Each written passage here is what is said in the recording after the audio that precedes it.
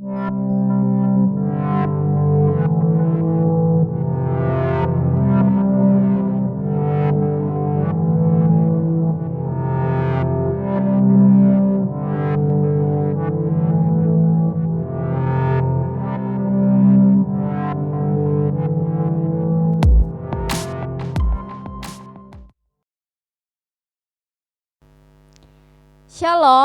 Bapak Ibu, Saudara-saudari, dimanapun Anda berada, puji syukur terima kasih karena hingga hari ini kita masih diberikan napas kehidupan dari Tuhan, dan itu semua karena anugerah Tuhan yang terjadi di dalam kehidupan kita.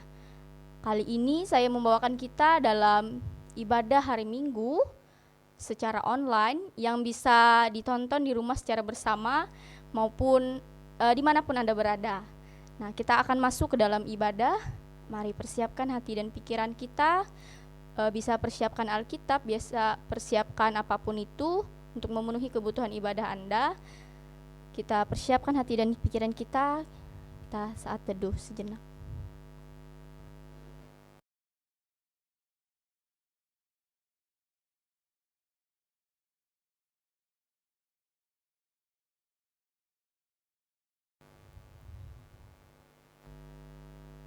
Kita angkat pujian kita untuk mengawali ibadah kita dari Kidung Jemaat nomor 10, Pujilah Tuhan Sang Raja.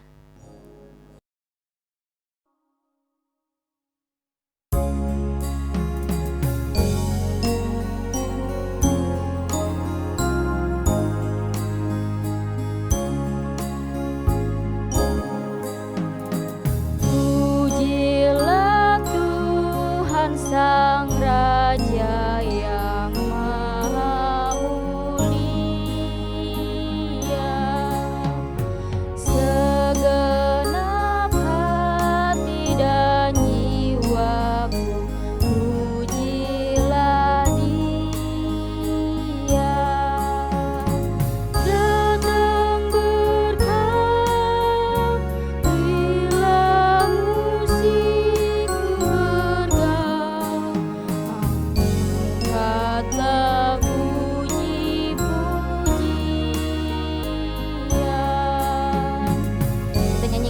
bait yang keempat, dan jemaat dipersilakan berdiri.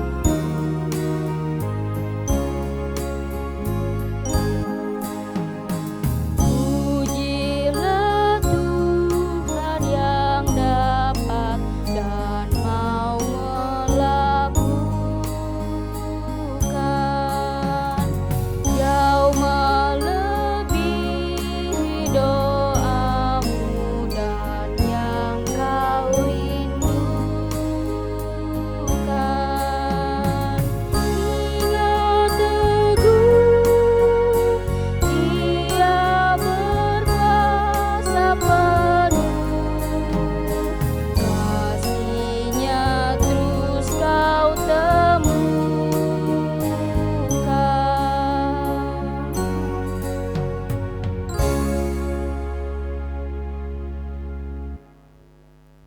kita menerima votum dan salam. Di dalam nama Bapa, Anak dan Roh Kudus, dan Ia, Tuhan damai sejahtera, kiranya mengaruniakan damai sejahteranya kepada kamu dan kepada saudara juga. Amin. Jemaat dipersilahkan duduk kembali. Kembali kita menyanyikan dari Kidung Pujian, Sejauh Timur dari Barat.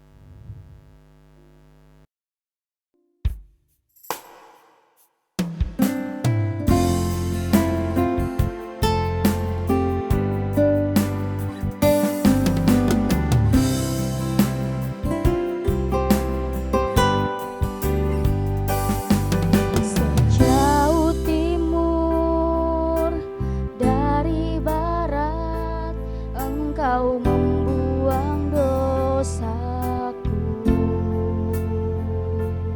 tiada kau ingat lagi pelanggaranku.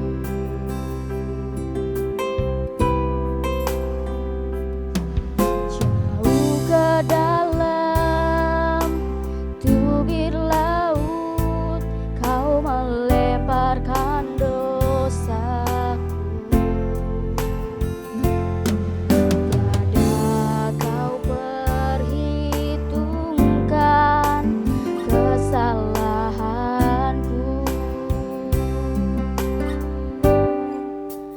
Betapa besar kasih pengampunanmu Tuhan. Tak kau pandang hina hati yang hancur.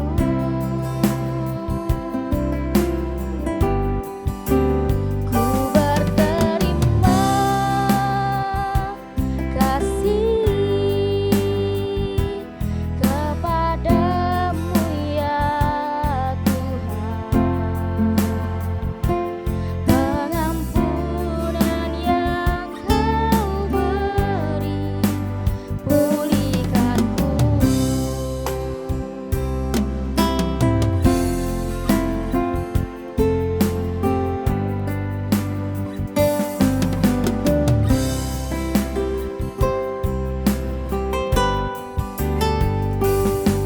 Jauh ke dalam tubir laut kau melemparkan dosaku.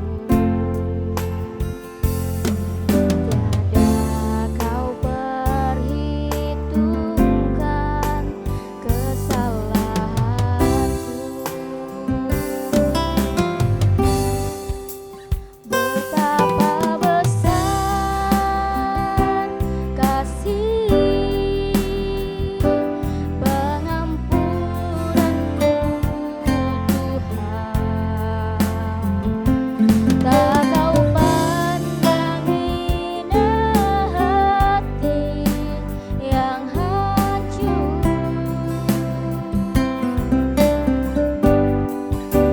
Ku berterima kasih kepadamu ya Tuhan.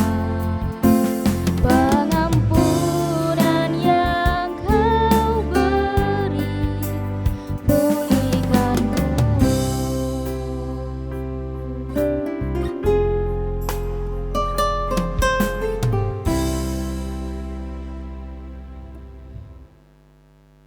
Mari kita berdoa.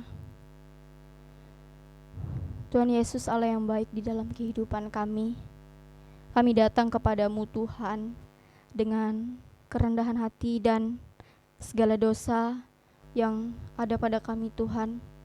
Kami memohon ampun padamu Tuhan atas dosa dan pelanggaran yang kami perbuat Tuhan, yang melukai hati Tuhan dan mengecewakan hati Tuhan. Kami sadar Tuhan kami manusia yang berdosa. Kami perlu Tuhan setiap saat, bahkan setiap detik di dalam kehidupan kami Tuhan. Ampuni, kasihani kami Tuhan. Bahwa pada saat ini juga Tuhan, kiranya kami tetap berpegang teguh hanya padamu Tuhan Yesus. Dan kami bersyukur Tuhan, kami dapat beribadah walaupun secara online. Tidak ada yang mustahil terjadi jika apapun bentuk ibadah kami yang kami sembah, yang kami bawa hanya kepadamu Tuhan.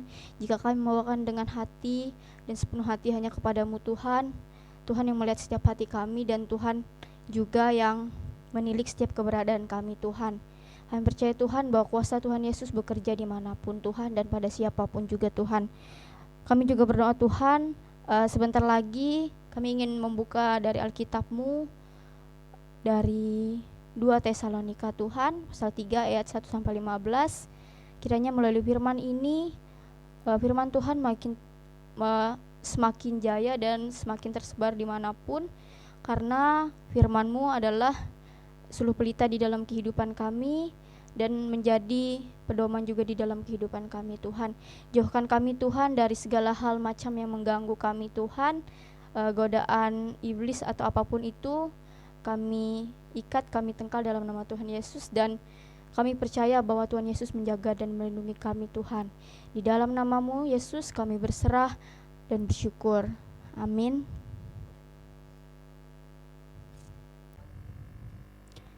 Kita masuk dalam pembacaan Alkitab. Ya, pembacaan Alkitab kita hari ini dari Perjanjian Baru, yaitu dari 2 Tesalonika pasal yang ketiga ayat 1 sampai yang ke-15 dengan judul perikop berdoa dan bekerja. Demikian firman Tuhan. Ayat yang pertama, selanjutnya saudara-saudara, berdoalah untuk kami supaya firman Tuhan beroleh kemajuan dan dimuliakan, sama seperti yang telah terjadi di antara kamu. Dan supaya kami terlepas dari para pengacau dan orang-orang jahat, sebab bukan semua orang beroleh iman. Tetapi Tuhan adalah setia, Ia akan menguatkan hatimu dan memelihara kamu terhadap yang jahat. Dan kami percaya dalam Tuhan bahwa apa yang kami pesankan kepadamu, kamu lakukan dan akan kamu lakukan. Kiranya Tuhan tetap menunjukkan hatimu kepada kasih Allah dan kepada ketabahan Kristus. Tetapi kami berpesan kepadamu, saudara-saudara dalam nama Tuhan Yesus Kristus, supaya kamu menjauhkan diri dari setiap saudara yang tidak melakukan pekerjaannya dan yang tidak menurut ajaran yang telah kamu terima dari kami, sebab kamu sendiri tahu bagaimana kamu harus mengikuti teladan kami, karena kami tidak lalai bekerja di antara kamu, dan tidak makan roti dengan orang percuma, tetapi kami berusaha dan berjerih payah siang dan malam, supaya jangan menjadi beban bagi siapapun di antara kamu. Bukan karena kami tidak berhak untuk itu, melainkan karena kami mau menjadikan diri kami teladan bagi kamu, supaya kamu ikuti. Sebab juga waktu kami berada di antara kamu, kami memberi peringatan ini kepada kamu. Jika jika seorang tidak mau bekerja, janganlah ia makan.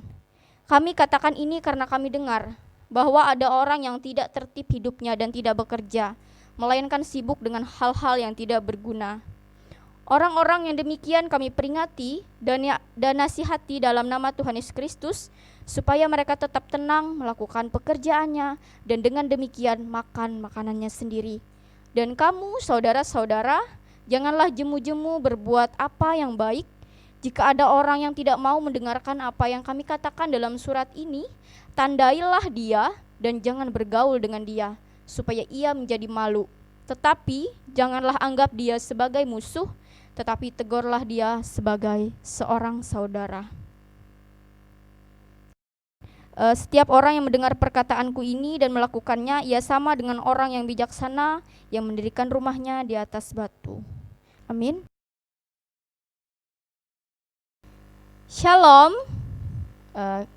Tadi kita sudah membaca Alkitab kita dan saya tidak akan mengulangnya lagi. Kita langsung masuk ke dalam renungan kita, yaitu dari 2 Tesalonika 3 ayat 1 sampai 15.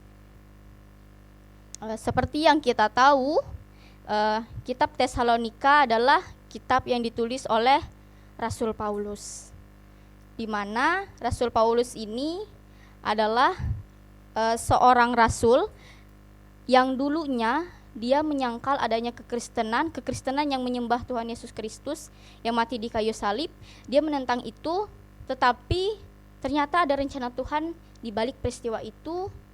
Ia bertobat dari Saulus menjadi Paulus dan menjadi rasul, dan banyak kota-kota yang sudah ia kunjungi dengan pelayanannya, yang dia juga mengikuti teladan Yesus Kristus itu sendiri. Apa kabarnya? Tentu baik kan? Dimanapun Anda berada, bahwa ketika kita mendengarkan firman Tuhan tidak dibatasi waktu dan ruang, kita dapat merenungkannya kapan saja. Di sini tujuan dari penulisan surat ini yaitu karena Paulus bersyukur atas perkembangan iman dan kasih jemaat di Tesalonika. Ia juga menjelaskan tentang kedatangan Tuhan Yesus Kristus kembali, dan mereka diajak untuk berpegang teguh pada ajaran Kristen dan supaya tetap bekerja dengan tenang meski dalam keadaan sesulit apapun. Di situ dikatakan juga bahwa Tesalonika itu adalah ibu kota dari Makedonia pada saat itu, dan hingga sekarang di sana adalah pusat perdagangan dan juga kota pelabuhan. Kenapa saya katakan begitu? Di sana juga Paulus melakukan pelayanannya bersama temannya Timotius dan Silwanus. Mereka adalah rekan sekerja dalam membangun pelayanan pada jemaat. Nah, terkhususnya jemaat di Tesalonika. Pada pasal 3 ini sangat ditekankan untuk jemaat pada saat itu, yaitu jemaat Tesalonika, bahwa mereka harus berdoa dan bekerja. Mengapa Paulus mengatakan berdoa dan bekerja? Alasannya kita akan ulas dalam 15 ayat ini. Pada ayat yang pertama, selanjutnya saudara-saudara berdoalah untuk kami. Kenapa juga Paulus selalu mengatakan berdoalah untuk kami? Paulus yang sebagai rasul dan orang yang melakukan pelayanan di kota-kota yang berbeda, ia tetap meminta doa kepada jemaatnya untuk meminta bimbingan agar dia dapat melakukan pelayanan, dan doa itu juga untuk membangun relasi antara umat dan Tuhan itu sendiri. Seperti dalam surat-surat Rasul Paulus, ada kata salam dan kata salam di awal dan salam di akhir. Nah, itu maksudnya seperti isi doa yang disampaikan Paulus bahwa kita akan beroleh damai sejahtera dan Tuhan Yesus akan menyertai kita, seperti di 2 Tesalonika pasal 1 ayat 2, yaitu kasih karunia dan damai sejahtera dari Allah Bapa kita dan dari Tuhan Yesus Kristus menyertai kamu. Itu nggak pernah ketinggalan di dalam setiap kata pembuka oleh Rasul Paulus. Itulah juga yang menjadi ciri khas dari surat Rasul Paulus. Dan dikatakan di sini supaya firman Tuhan beroleh kemajuan dan dimuliakan sama seperti yang telah terjadi di antara kamu. Doa ini tertuju pada pemberitaan Injil pada saat itu hingga sekarang. Pemberitaan Injil itu perlu didoakan. Mengapa? Karena itu kita menyebarkan firman Tuhan dengan standar kebenaran, bukan standarnya kita atau kemauan kita, tetapi dengan didorong dengan doa kepada Tuhan dengan sungguh-sungguh dan sepenuh hati, pasti jemaat itu akan terbangun seperti di Tesalonika. Pada ayat yang kedua, dan supaya kami terlepas dari para pengacau dan orang-orang jahat, sebab bukan semua orang beroleh iman. Dikatakan di situ bahwa ada orang jahat. Tentu saja di setiap kehidupan kita, dimanapun kita berada, orang jahat pasti ada. Orang jahat maksudnya di sini adalah orang-orang yang berusaha untuk menggoda, atau seperti di sini yaitu ada nabi-nabi palsu yang mengatakan bahwa ketika kedatangan Yesus kita akan gelisah, kita akan gelisah, terus kita akan seperti orang yang lekas, bingung gitu, seperti di 2 Tesalonika 2 ayat 2, supaya kamu jangan lekas, bingung dan gelisah, baik oleh ilham roh maupun oleh pemberitaan atau surat yang dikatakan dari kami, seolah-olah hari Tuhan telah tiba. Nah, itu yang dimaksud dengan orang-orang jahat tersebut. Ada orang-orang, yaitu nabi palsu, yang menyampaikan berita kedatangan Tuhan Yesus dengan berita yang bisa dikatakan itu salah dan membuat jemaat, tidak semua tapi sebagian, goyah imannya. Dan dikatakan juga sebab bukan semua orang beroleh iman. Yang kita tahu, sejak kita ada di dunia ini, kita punya kehendak bebas. Kehendak bebas untuk memilih mau ikut jalannya Tuhan atau mau tidak percaya Tuhan atau ragu. Nah, di situ ditekankan bukan semua orang, berarti siapa yang mau untuk mengikut Tuhan Yesus dan menumbuhkan imannya di dalam Tuhan Yesus. Tuhan setia, ya Tuhan memang setia, walaupun umatnya tidak setia kepadanya.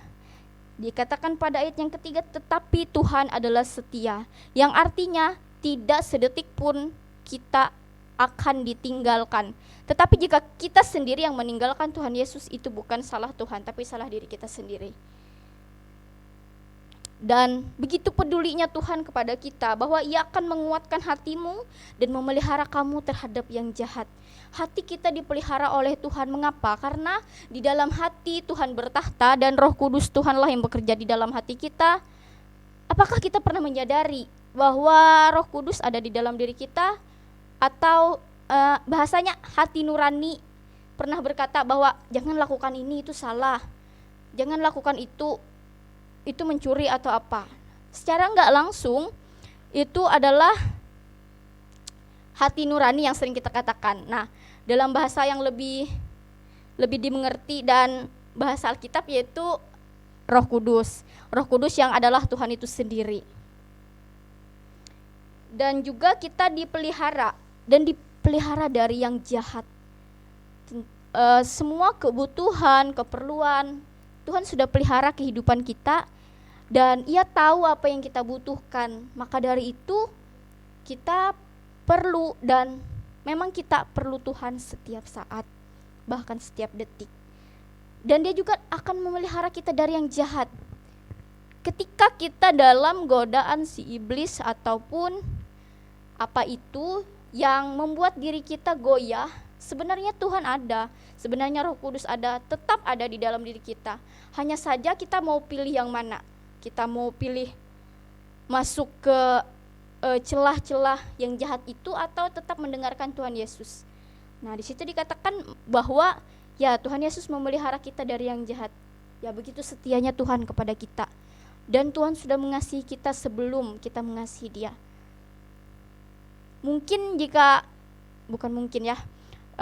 Jika dikatakan kita tidak bisa membalas dengan apapun yang kita lakukan di dunia ini untuk membalas kebaikan Tuhan dan kesetiaan Tuhan di dalam kehidupan kita.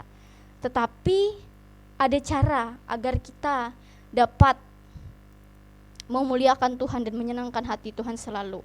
Dan jawaban itu akan saya jawab nanti di ayat-ayat yang terakhir. Maka dari itu, mari kita tetap simak renungan ini agar kita dapat mengerti akan isi firman Tuhan. Dan pada ayat yang kelima, kiranya Tuhan tetap menunjukkan hatimu kepada kasih Allah dan kepada ketabahan Kristus.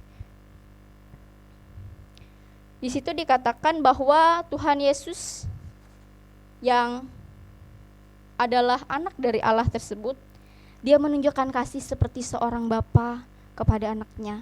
Begitupun jemaat sekalian, ketika kita menunjukkan kasih, tunjukkanlah kasih yang memang seperti kasih bapa, yaitu bapa yang mengasihi anaknya seperti tanpa paksaan dan memang tulus dari hati kita memberi kasih kepada orang. Dan pada ayat 5 ini berisi harapan akan kasih Allah dan ketabahan Kristus yang terus ada hingga saat ini. Patut kita teladani pula bahwa berpengharapan di dalam Tuhan tak pernah sia-sia dan berbuah manis dalam pertumbuhan iman kita kepada Kristus. Maka dari itu ayat 1 sampai ayat 5 ini adalah rangkaian doa yang dituliskan oleh pengikut Paulus. Kenapa saya katakan begitu? Karena pada saat penulisan Tesalonika ini Paulus sudah meninggal, dan surat ini ditulis oleh orang yang sangat meneladani Paulus. Jadi maka itu dikatakan bahwa kita juga harus berdoa setiap waktu. Bukan harus, tetapi kita berusaha untuk berdoa dan menjalin hubungan dengan Tuhan setiap waktu. Kita masuk pada ayat yang ke-6 sampai ayat yang ke-15. Ayat yang pertama sampai ayat yang kelima tadi menggambarkan kesetiaan Allah kepada kita dan pengharapan di dalam Tuhan. Ayat yang ke-6 sampai ayat yang ke-15 gambarannya adalah ketidaktaatan jemaat Tesalonika pada saat itu. Bukan semua, tetapi ada beberapa yang sampai Paulus memberi nasihat yang sangat keras pada jemaat saat itu. Di sini dikatakan pesan, ayat 6 sampai 15 ini adalah pesan Paulus, yaitu tetapi kami berpesan kepadamu saudara-saudara dalam nama Tuhan Yesus Kristus. Paulus tidak menganggap dirinya bisa melakukan semua, tapi dia tetap mengandalkan dalam nama Tuhan Yesus Kristus, seperti pada ayat 6 ini, bahwa pesan yang ia sampaikan bukan dari pikirannya semata, tetapi dengan pertolongan Tuhan dan pertolongan Roh Kudus. Dikatakan supaya kamu menjauhkan diri dari setiap saudara yang tidak melakukan pekerjaannya dan yang tidak menurut ajaran telah kamu terima dari kami. Ditekankan Itu kenapa? Karena pada saat itu orang-orang bukan mempunyai, tetapi salah paham dengan pemahaman kedatangan Kristus kembali. Mereka mengira bahwa kedatangan Kristus kembali adalah ketika berdoa secara terus-menerus, melayani Tuhan, fokus mereka hanya ke Tuhan. Tetapi mereka tidak mengusahakan pekerjaan atau kehidupan mereka atau makanan yang mereka konsumsi pada saat itu. Mereka sangat berfokus sampai dikatakan juga bahwa makan dan tidak makan roti dengan percuma. Mereka hanya minta dengan orang gitu. Tidak sering, tetapi mereka mengandalkan orang lain untuk mengusahakan apa yang mereka makan. Jelas itu pemahaman yang sangat salah. Padahal Paulus sudah memberi pemahaman yang benar, tetapi ada orang-orang yang salah memahami itu. Makanya dia menekankan bahwa yang tidak melakukan, menjauhkan diri dari yang tidak melakukan ajaran si Paulus ini. Maksudnya bukan yang tidak bergaul dengan mereka, tetapi orang-orang yang seperti itu seharusnya ditegur dengan langsung bahwa kedatangan Tuhan kembali bukan kesempatan mereka untuk melayani Tuhan dengan gila-gilaan gitu tetapi tetap melihat kehidupan mereka, bahwa mereka hidup di dunia, bahwa mereka butuh asupan makan, minum, apapun itu. Dan pada ayat yang ke-7 dikatakan, sebab kamu sendiri tahu bagaimana kamu harus mengikuti teladan kami, karena kami tidak lalai bekerja di antara kamu.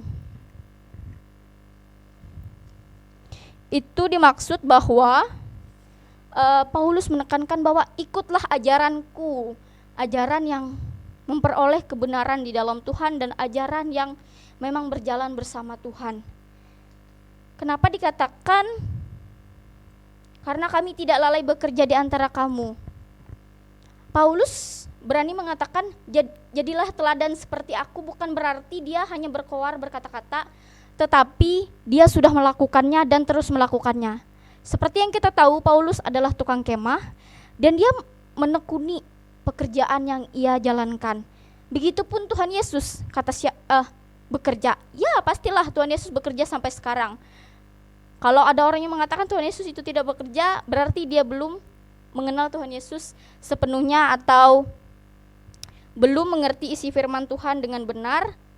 Janganlah seperti orang yang salah paham tadi. Dia hanya memberi dirinya untuk Tuhan, tetapi dia tidak melihat kebutuhan hidupnya. Mengapa saya katakan begitu? Karena pada Yohanes 15 ayat 17, Bapakku bekerja sampai sekarang, maka aku pun bekerja juga. Itu adalah gambaran bahwa Tuhan Yesus bekerja di dalam kehidupan kita setiap saat. Bahkan kita tidak tahu ketika kita sedang tidur atau ketika kita sedang sibuk, Tuhan tetap bekerja di dalam kehidupan kita. Dia tak pernah lelah bekerja untuk kita. Hanya saja kita yang bisa mengeluh kepada Tuhan, aku capek atau aku apa, tapi itu manusiawi karena kita hidup di dunia. Dan tetaplah berusaha untuk mengerjakan sesuatu dengan tekun dan juga sepenuh hati dan tetap mengandalkan Tuhan Yesus Kristus. Dan dikatakan juga bahwa jika kita sudah bekerja, ditekankan kembali oleh Paulus, jangan sampai kita menjadi beban untuk orang lain. Mengapa dikatakan begitu? Ya, ketika kita serius atau menekuni pekerjaan kita, tentu kita akan merasa cukup. Apalagi jika kita sepenuhnya menyerahkan kepada Tuhan apa yang kita kerjakan, tidak ada yang namanya kurang di dalam Tuhan. Begitu juga kita saat ini, kita akan selalu dipelihara Tuhan jika kita menekuni pekerjaan yang kita lakukan dengan tulus. Begitu juga pada ayat yang ke-9, bukan karena kami tidak berhak untuk itu, melainkan karena kami menjadikan diri kami teladan bagi kamu supaya kamu ikuti. Ditekankan lagi, supaya kamu ikuti. Betapa Paulus tidak mau apa yang dia dapat di dalam Tuhan, pengalamannya bersama Tuhan hanya dialaminya sendiri. ia mau jemaat di Tesalonika juga mengalami seperti yang ia alami. Makanya dia mengatakan kembali supaya kamu ikuti. Dan ada lagi satu penekanan keras yang disampaikan oleh Paulus, yaitu jika seorang tidak mau bekerja, janganlah ia makan. Kata-kata itu sangat jelas diterangkan pada ayat ke-10, karena kita sebagai orang percaya hendaklah kita menjadi orang percaya yang tidak bermalas-malasan, yang rajin dalam arti bukan setiap saat kita melakukan sesuatu, tetapi ya seperti kata saya tadi, kita menekuni apa yang kita kerjakan, tidak banyak mengeluh dengan apa yang kita kerjakan, berusaha untuk bersukacita melakukannya, agar apa yang kita kerjakan itu juga dapat berbuah nanti, walaupun kita nggak tahu apa yang kita kerjakan itu akan berbuah lebih banyak atau lebih sedikit, ya ada kalanya dan seharusnya kita tetap bersyukur di dalam Tuhan. Dan kenapa dikatakan juga janganlah ia makan, karena orang yang tidak mau bekerja berarti dia tidak menghargai kehidupan yang sudah Tuhan beri. Karena Tuhan sudah memberi kehidupan, sudah memberi fisik yang sehat misalnya, yang segar, tetapi tetap tidak mau bekerja, malah ya hanya mengandalkan doa dan doa. Makanya Paulus tekankan pada pada pasal ini, yaitu berdoa dan bekerja. Dan ayat selanjutnya yaitu bahwa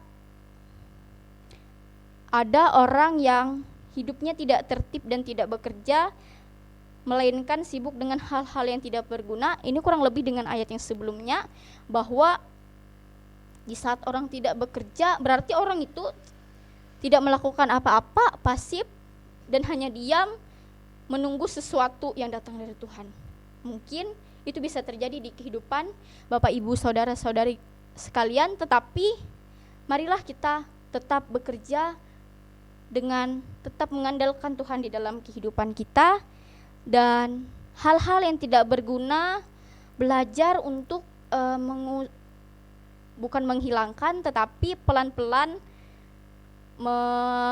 menghilangkan kebiasaan tersebut, agar sesuatu yang tidak berguna itu bisa menjadi beban pikiran, bahkan itu hal yang seharusnya tidak perlu dipikirkan tetapi kita pikirkan.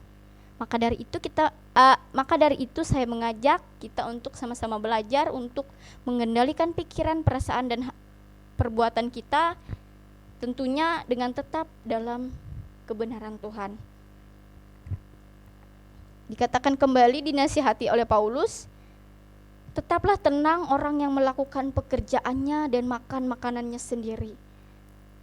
Tenang berarti tidak khawatir. Tenang berarti ketika kita percaya bahwa itu bisa diselesaikan. Tenang di saat kita sukacita melakukan itu. Tidak ada kendala misalnya, tetapi tetap sukacita melakukannya. Itulah ketika Paulus mengatakan tenanglah dalam pekerjaanmu. Dan pada ayat yang ke-13, dan kamu saudara-saudara janganlah jemu-jemu berbuat apa yang baik. Sebagai orang percaya, dimanapun kita berada, dalam ruang apapun, dalam waktu apapun, tetaplah berbuat baik meski keadaan tidak selalu baik yang kita hadapi. Mungkin ada yang berpikir susah atau nggak bisa atau nggak terbiasa, tetapi kita sama-sama belajar bahwa sesuatu yang baik itu pasti menghasilkan yang baik, dan sesuatu yang baik itu bisa dilatih dan bisa dipelajari setiap hari, bukan setiap minggu atau setiap bulan, setiap saat bisa dipraktekkan. Dan ada pada ayat yang ke-14 sampai yang ke-15 dikatakan bahwa jika ada orang-orang yang tidak mau mendengarkan apa yang kami katakan dalam surat ini, tandailah dia dan jangan bergaul dengan dia supaya ia menjadi malu, tetapi janganlah anggap dia sebagai musuh, tetapi tegurlah dia sebagai seorang saudara. Dua ayat ini menjadi ayat terakhir dalam pasal ini, yang menyatakan bahwa ada lagi nasihat dari Paulus, jauhilah orang-orang yang hidupnya tidak mau mendengarkan apa yang diperintahkan oleh Paulus, apa yang diajarkan oleh Paulus. Karena seperti yang kita tahu dalam 1 Korintus 15 ayat 33, janganlah kamu sesat, pergaulan yang buruk merusakkan kebiasaan yang baik. Jauhi atau jangan berarti larangan untuk tidak bergaul dengan orang tersebut. Tetapi pada ayat yang ke-15 menekankan adanya kasih terhadap sesama, bahwa janganlah anggap dia sebagai musuh, tetapi tetap bergaul dengan dia dengan cara kita menegur atau kita mengatakan kebenaran kepadanya yang sesungguhnya, supaya dia mengerti. Dan kenapa dikatakan supaya ia menjadi malu, agar dia sadar bahwa apa yang dia lakukan itu tidak berkenan di mata Tuhan dan salah. Jadi kita sebagai orang percaya mengasihi sesama itu juga perlu, dan menegur langsung itu juga perlu, agar orang tidak harus sadar, tetapi kita sudah melakukan tugas kita dan setelahnya Tuhan akan melakukan bagiannya. Ya, begitulah dari 15 ayat tersebut yang dapat saya sampaikan renungan bagi kita semua. Di sini saya punya satu ilustrasi cukup singkat, yaitu ketika kita sakit, kita mau sembuh, tetapi kita nggak mau minum obat. Terus, tapi kita nggak berdoa. Misalnya kita sudah berdoa, ya percaya aku nih sembuh, percaya saya nih sembuh, percaya, tapi nggak mau minum obat. Terus ada yang punya alasan, misalnya saya tidak bisa minum obat karena ini dan itu, tapi dia berdoa terus menerus. Apakah itu seimbang? Apakah itu bisa terjadi? Mungkin bisa terjadi, tetapi hanya sementara. Tetapi ketika kita di dalam Tuhan, berdoa dan bekerja itu penting, dan hiduplah dalam keseimbangan. Walaupun itu sulit, dipikir secara manusia mungkin itu sulit. Berbicara tentang keseimbangan bukan berarti 50% bekerja, 50% berdoa. Tetapi ketika kita dalam suatu kejadian atau suatu pekerjaan, hendaklah kita berdoa dan bekerja di dalam setiap musim kehidupan kita, dan tetap Tuhanlah yang menjadi prioritas utama di dalam kehidupan kita. Ya, yang dapat kita relevansikan pada kehidupan zaman sekarang, bahwa yang kita lihat dan amati pada saat ini, saya tidak berani mengatakan bahwa hidup tidak seimbang, tetapi menjadi seimbang itu adalah ketika kita berdoa kepada Tuhan, membangun hubungan dengan Tuhan, dan setelah itu kita mengerjakan apa yang kita doakan, agar kita terarah di dalam Tuhan, tidak mencong kiri kanan. Mungkin mencong kiri kanannya itu adalah suatu permasalahan yang membuat kita akan semakin lurus dan tetap lurus di jalannya Tuhan. Bekerja tanpa berdoa adalah orang yang sombong, dan berdoa tanpa bekerja adalah orang yang malas. Begitulah gambaran dari nas ini yang dapat saya gambarkan pada jemaat dimanapun berada, dan yakini bahwa ketika kita berdoa, doakanlah apa yang kita butuhkan dan apa yang ingin kita kerjakan, dan kerjakanlah apa yang kita sudah doakan. Pesan untuk kita pada saat ini yaitu, yang pertama, mari kita belajar hidup seimbang dengan ora et labora, yaitu berdoa dan bekerja, belajar taat dan setia, karena setiap langkah hidup kita diatur oleh Tuhan, dan sepenuhnya hidup kita hanya untuk kemuliaan nama Tuhan. Mengasihi sesama dengan standar kebenaran Tuhan Yesus Kristus, bahwa kasihilah sesama manusia seperti dirimu sendiri.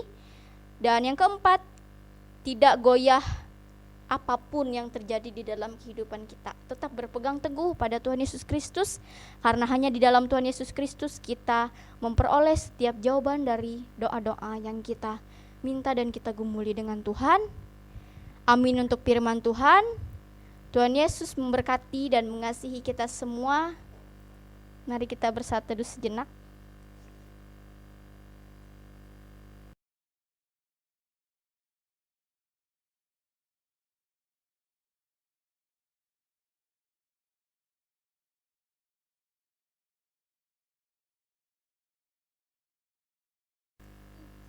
Mari kita naikkan doa syafaat kita.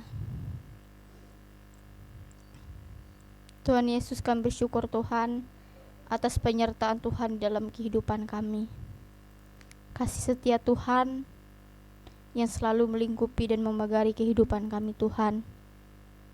Kami percaya bahwa ketika kami benar-benar dan mau untuk ikut jalannya Tuhan, kami dituntun oleh Tuhan dan dituntun oleh Roh Kudus Tuhan Yesus. Ya Tuhan, pada saat ini kami ingin menaikkan doa syafaat kami untuk bangsa dan negara kami Tuhan. Engkau berkati Tuhan, kesejahteraan hanya daripadamu Tuhan, kepada pemerintah-pemerintah yang ada di dalamnya Tuhan, baik pemerintah dari tingkat atas sampai yang ke bawah. Tuhan berkati, Tuhan lindungi mereka, Tuhan lihat setiap pekerjaan yang mereka lakukan dengan kerja keras dan yang mau untuk mempersembahkan hidup mereka melalui pemerintahan Tuhan demi untuk memuliakan nama Tuhan Yesus. Kami berdoa juga untuk Kota Palangkaraya. Engkau lihat kondisi kota saat ini Tuhan, bahwa kami masih dilanda oleh penyebaran virus COVID-19 ini Tuhan. Ada hati yang rindu untuk disembuhkan, ada hati yang rindu untuk mendapatkan pemulihan dari Tuhan, ada hati yang rindu untuk wabah ini berlalu Tuhan. Kami tidak ingin bersungut-sungut di hadapan Tuhan, tetapi kami percaya bahwa waktu Tuhan selalu yang terbaik dan waktu Tuhan tidak pernah terduga terjadi dalam kehidupan kami Tuhan Yesus. Kami percaya bahwa setiap hal yang terjadi punya makna di baliknya dan punya kesan yang indah di baliknya.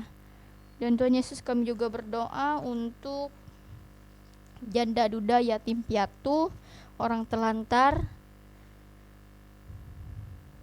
Engkau datang menjadi penghibur bagi mereka Tuhan, di saat mereka senang, sedih, di saat mereka memerlukan Tuhan, di saat mereka sedang kesepian maupun sedang sendiri. Tuhan Yesus datang untuk memulihkan hati mereka dan mengatakan kepada mereka bahwa Engkau sangat berharga di mata Tuhan. Tuhan Yesus, kami juga berdoa untuk orang sakit, dan terkhususnya jika ada orang sakit yang di dalam jemaat GKI Bangkira ini Tuhan, kami memohon hanya kepada Tuhan, kesembuhan hanya datang dari Tuhan, melalui tangan Tuhan dan melalui jamahan lawatan tangan Tuhan, melalui obat-obatan, melalui para medis yang menolong mereka Tuhan. Tuhan jamah, Tuhan berkati, Tuhan sembuhkan mereka, karena Tuhan juga sebagai penyembuh di dalam kehidupan kami Tuhan Yesus. Kami juga berdoa Tuhan untuk jemaat yang ada di GKI Kereng Bangkira ini Tuhan, dari yang orang tua, Tuhan lihat setiap pekerjaan yang mereka lakukan, dan Tuhan berkati apa yang mereka lakukan, terlebih juga yang mereka lakukan itu untuk menyenangkan hati anak-anaknya Tuhan, yang menjadi sumber pengharapan di dalam kehidupan mereka. Dan untuk remaja pemuda yang ada di jemaat ini maupun dimanapun, maupun yang berada di tempat manapun, Tuhan tetap jaga dan lindungi mereka. Tangan Tuhan selalu ada bagi mereka untuk menolong dan melawat kehidupan masa muda mereka, agar mereka tetap terarah dan ikut jalannya Tuhan, serta tidak goyah untuk memilih Tuhan di dalam kehidupan mereka Tuhan. Dan juga berdoa untuk pemuda yang sedang mencari pekerjaan atau sedang mencari jodoh Tuhan. Kami percaya bahwa rencana Tuhan selalu yang terbaik di dalam kehidupan mereka, Kami percaya bahwa kuasa Tuhan dapat terjadi di siapapun Tuhan. Kami juga berdoa untuk anak-anak Tuhan yang diasuh oleh orang tuanya Tuhan. Berilah juga orang tua hikmat kebijaksanaan agar dapat membawa anak mereka kepada jalannya Tuhan dan mengenalkan Tuhan Yesus sejak mereka kecil Tuhan. Ya Tuhan Yesus, kami bersyukur Tuhan, kami tadi juga dapat mendengarkan firman-Mu Tuhan. Kiranya firman-Mu itu bisa menjadi suluh pelita di dalam kehidupan kami dan bisa menjadi makanan rohani kami setiap saat untuk merenunginya Tuhan Yesus. Sungguh banyak Tuhan yang ingin kami sampaikan, tetapi kami percaya bahwa Tuhan adalah segalanya dalam kehidupan kami dan Tuhan mengetahui setiap apa yang kami butuhkan dan apa yang kami gumuli. Terima kasih Tuhan, kami bersyukur kepadamu Tuhan. Kami alaskan doa kami dengan doa Bapa kami yang telah Kau ajarkan kepada murid-murid-Mu dahulu hingga sekarang. Tuhan Yesus, mari kita menaikkan doa Bapa kami secara bersama. Bapa kami yang ada di sorga, dikuduskanlah nama-Mu, datanglah kerajaan-Mu, jadilah kehendak-Mu di bumi seperti di sorga. Berikanlah kami pada hari ini makanan kami yang secukupnya, dan ampunilah kami akan kesalahan kami, seperti kami juga mengampuni orang yang bersalah kepada kami. Jangan membawa kami ke dalam pencobaan, tetapi lepaskan kami daripada yang jahat, karena Engkau yang punya kerajaan, kuasa, dan kemuliaan sampai selama-lamanya. Amin.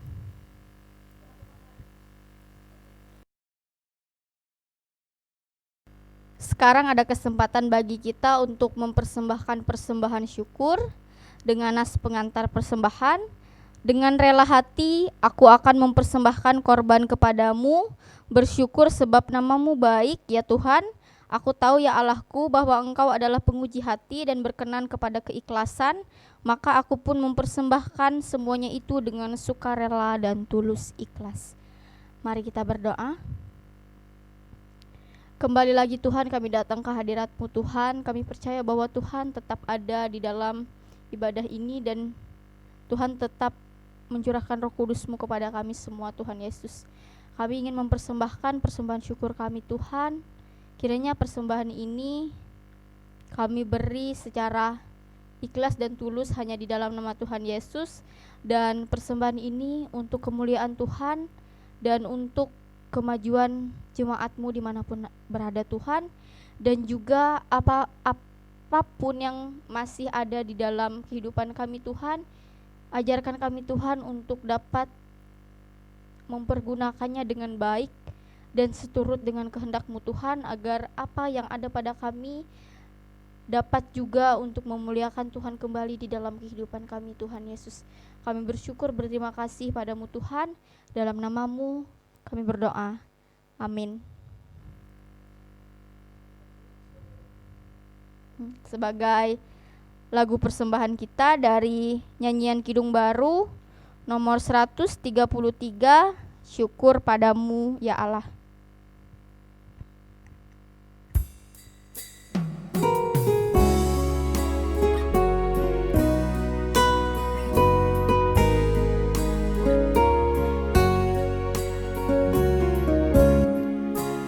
Syukur padamu ya Allah atas segala rahmat-Mu. Syukur atas kecukupan dari kasih-Mu penuh. Syukur atas pekerjaan walau tubuh pun lemah. Syukur atas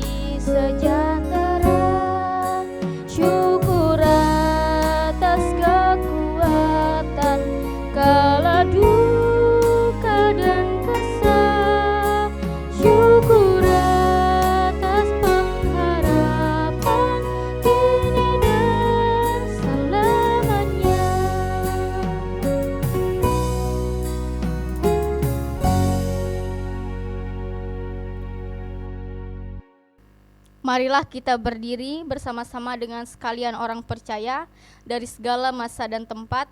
Kita mengikrarkan pengakuan iman Kristen.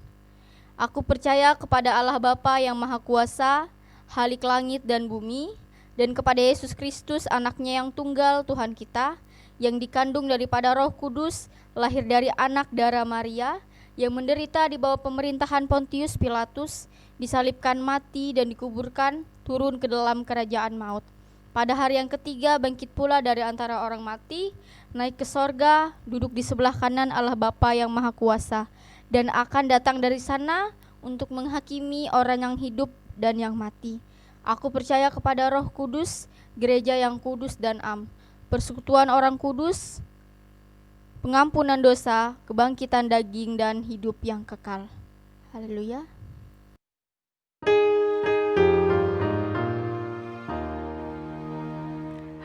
Haleluya, haleluya, haleluya. Masih dalam posisi berdiri, kita akan menerima berkat Tuhan. Jadilah saksi Tuhan dalam kehidupan sehari-hari dan terimalah berkat-Nya. Damai sejahtera Allah yang melampaui segala akal akan memelihara hati dan pikiranmu dalam Kristus Yesus. Haleluya. Amin.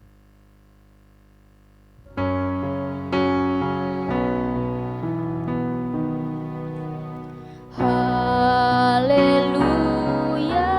haleluya, haleluya, haleluya,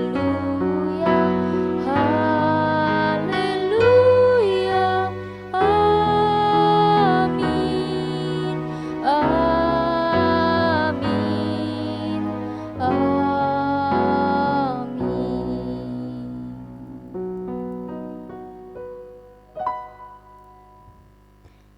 Saat teduh sejenak.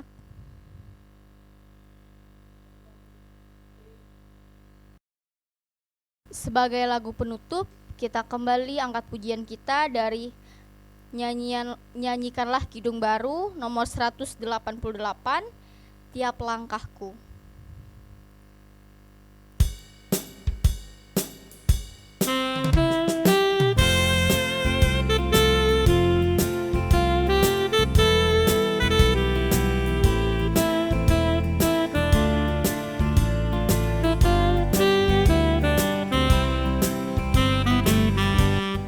Langkahku diatur oleh Tuhan, dan tangan kasih-Nya memimpinku.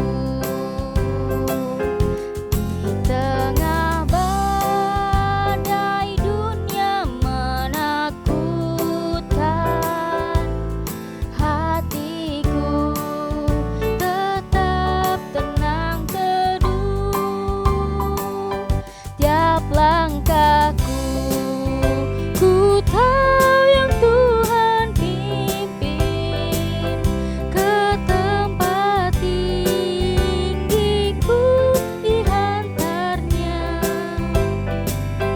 hingga sekali nanti aku tiba di rumah Bapa sorga yang bakal. Kita nyanyikan kembali pada ayat yang kedua.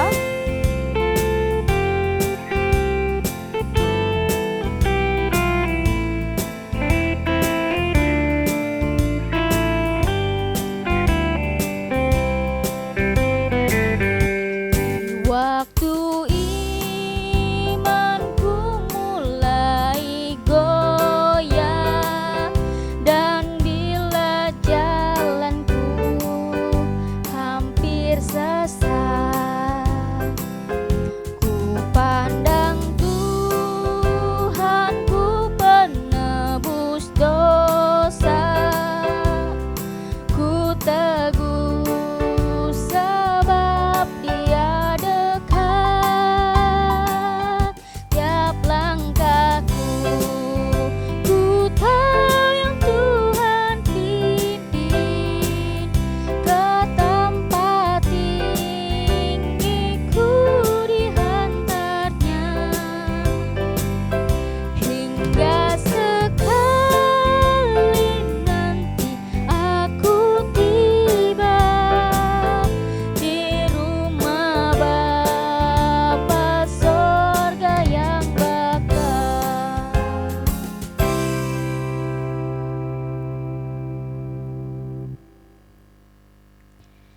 Ibadah kita telah selesai. Tuhan Yesus memberkati.